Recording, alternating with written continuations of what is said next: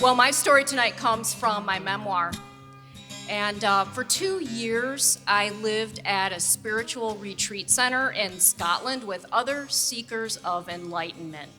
And at one particularly low point for me, I was determined to poison them all. Now, this place was called Braemar, and it was kind of like a miniature version of Downton Abbey, only we were all servants there. So people came from all religious backgrounds and some no religion at all, and came from all over the world to contemplate the nature of God at this place. And we also practiced being humble servants to one another so that when we went back out in the real world, we would be better people. Now, everybody at this place had a role, and some of the people came there to take this really intensive spiritual study course, and other people like me were just there to be support staff. We were volunteers. And my job was to look after the Victorian walled garden, and I took care of the chickens, and I took care of the sheep, and I did some forestry work as well. But regardless of your role, everybody there was expected to pitch in whenever and wherever needed, doing whatever needed to be done. So on any given day, you might be asked to bake bread or muck out the chicken coops or chop firewood, paint a room, whatever needed to be doing. But the purpose of doing a task was not to get it done. The purpose was to practice mindfulness. Right? So, yeah. So this mindfulness thing was a bit interesting for me, but if you were practicing mindfulness, say, dusting the top of a dresser, you might feel the texture of the dust rag. Or if you were in the garden planting carrots, maybe mindfulness was about feeling the soil in your hands, right? Now, this attention to detail was supposed to enhance your experience, and it was supposed to calm your soul and to make you a more loving person. Well, to help maintain this clarity of mind, certain behaviors were kind of discouraged at Braemar. One of them was drinking alcohol, and another was engaging in, relationships. And another was watching television and keeping current with the news. They just kind of wanted you to tune out the world. And also, there were certain foods that were prohibited here. We couldn't eat pork, we couldn't eat shellfish, and we couldn't eat garlic.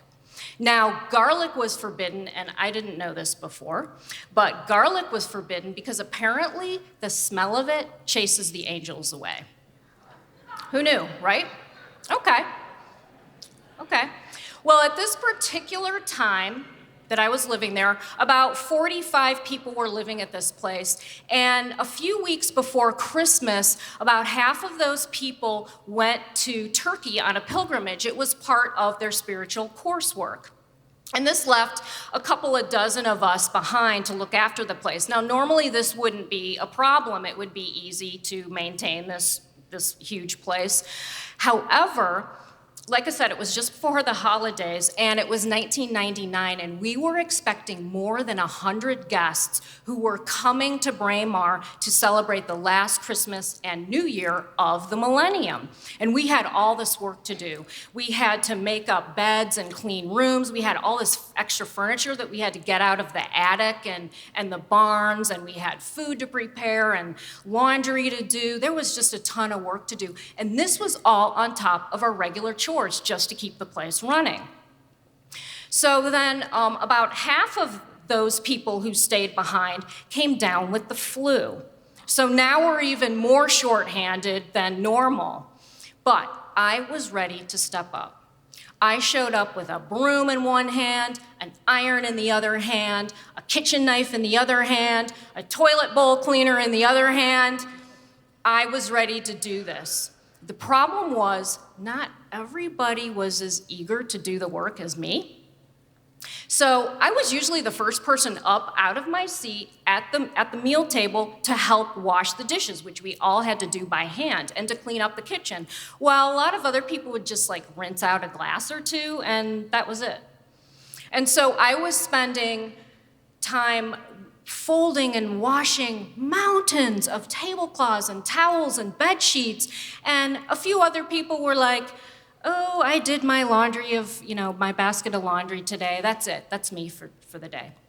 Well, after about a week of busting my back, I started to get really resentful of the people who were not doing their fair share. So I also started to feel a sinus infection coming on. Well, back home, to ward off infections, I used to eat raw garlic. But I couldn't do that at Braemar because of the angel thing. But Braemar did have a natural remedy for warding off infections, and that was to soak some chopped onions in a bowl of honey and then let it sit for a while and then drink the juice. Yeah, I know, it sounds bad, but it's actually not that bad. So one morning, I chopped up an onion, I put it in a bowl, I poured some honey over it, I put some plastic wrap over it, and I taped a note to it, onto which I wrote in big black Sharpies, Sarah's do not eat. And I set it aside. Well, after lunch that day, the usual suspects got up from the table and started walking away without even clearing their plates. Well, this just sent me over the edge. And I shoot up from my chair, and my arms are flailing, and I'm like, that is it. I am not washing one more bloody dish for you people. And I stormed off to the kitchen because I had to find that onion juice and just drank it. So I get to the kitchen, and my onions are gone. And the cook walks in, and I wheel around, and I said, where are my onions? And he says, I put them in the lunch. And I said, you can't read? It said, Sarah's do not eat. And he's, doing the back step thing and going, I didn't see it. Well, I glared at him for what I thought was a sufficient amount of time to put the fear of God in him. And then I stormed off to my bedroom and I crawled in bed. Well, a few minutes later, there was a knock at the door, and it was my friend Lydia. And she came in and she sat down next to me on the bed, and she says, wow, what's wrong? It's not like you to scream at a table full of people. We're really not supposed to behave that way at a spiritual retreat. And I said, well, I am fed up with everybody and everything. How come these freeloaders get to eat at the trough while the rest of us are doing all the work? And she nods in acknowledgement, she gets it. And then she reminds me of the story of Mary and Martha from the Gospel of Luke. And in a nutshell, for those of you who don't know, Mary and Martha were sisters, and they invited Jesus over to their house for supper one night. And while Martha was running around doing all the work, she was doing all the cooking and the cleaning and doing everything, Mary was sitting at the feet of Jesus, enjoying his exalted company, doing nothing. Well, this pisses Martha off, and believe me, I know how she felt.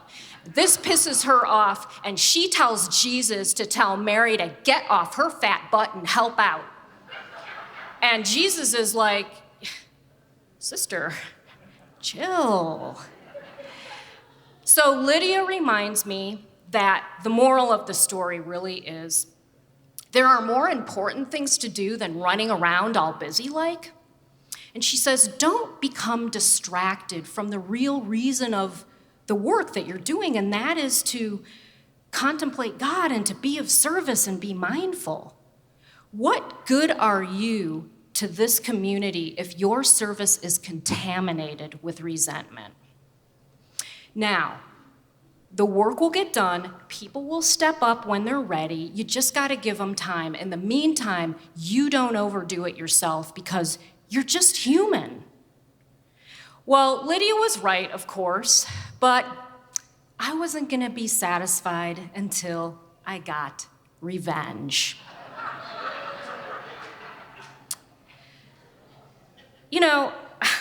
I'm just human, right? So later that afternoon, I drove into town and I bought a bulb of garlic. And in our sacred kitchen, I chopped every clove of that forbidden fruit into fragrant chunks. And I used the cook's favorite knife, and I didn't wash it. And I used a yellow cutting board, which was only supposed to be used to chop fruit. And I didn't wash that either.